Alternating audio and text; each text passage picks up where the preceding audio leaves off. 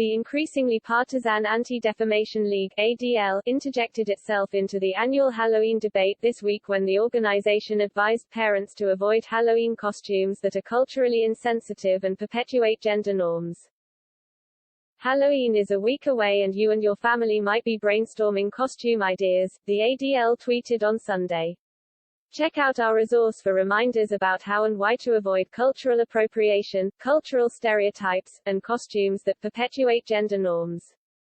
According to the ADL, parents should not let their children indulge in the desired costume if it appropriates from any culture, most especially Native American. If the child asks to dress up as Pocahontas, the ADL advised that parents use it as a teaching opportunity to enlighten their child's mind to the rich cultural heritage of Native Americans. Beyond mere costumes that incorporate sombreros, hachimacas, or dashikis, the ADL also cautioned against costumes that offend people of lower economic status, such as hobos, bums, or rednecks. Of course, none of those offenses compare to the horrific social crime of perpetuating restrictive social norms around gender and sexual orientation.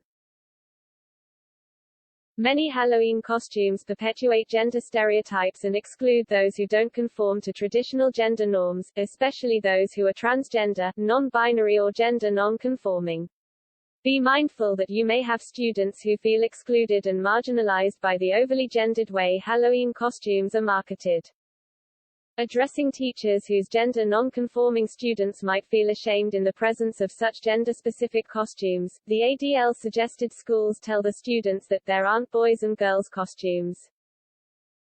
Controversy over the potential insensitivity of Halloween costumes sparked in 2015 when Yale University's Intercultural Affairs Council demanded that students be better educated about the harms associated with costumes that appropriate other cultures.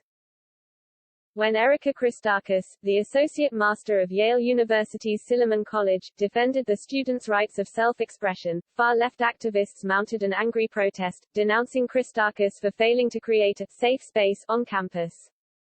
As Breitbart's Joel Pollack recently noted, the ADL has become increasingly partisan over the past decade, departing from its roots as an organization dedicated to fighting anti-Semitism. For instance, earlier this year, current ADL CEO Jonathan Greenblatt called for the firing of Fox News host Tucker Carlson after Carlson suggested that Democrats were importing vast numbers of illegal immigrants to increase their voting base. Ironically, Greenblatt had nothing to say about the many anti-Semitic sins of MSNBC's Reverend Al Sharpton, on whose show he has often appeared.